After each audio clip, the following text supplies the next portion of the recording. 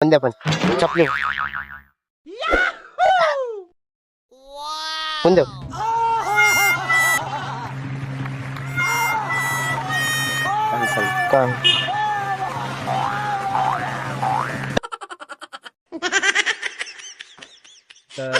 ಈ ತರ ಕೊಡ್ತಾನೆ ಸ್ಪೀಡ್ ಅಂತಂದೇಳಿ ಆಮೇಲೆ ಮನೆಗೆ ಹೋಗೋಣ ಅಂತ ನಾನು ಬರ್ಲಾಜ ಅಂತ ನಾನು ಬರ್ಲಾಜ ಬೆಳಿಗ್ಗೆ ಗುಡಿಗೆ ಹೋಗಿ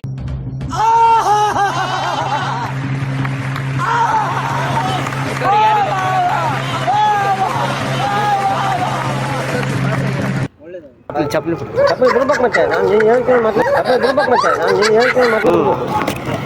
ಸ್ವಲ್ಪ ಮುಂದೆ ಬನ್ನಿ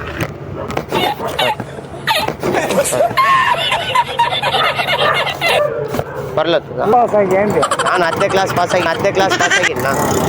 ಹಾಂ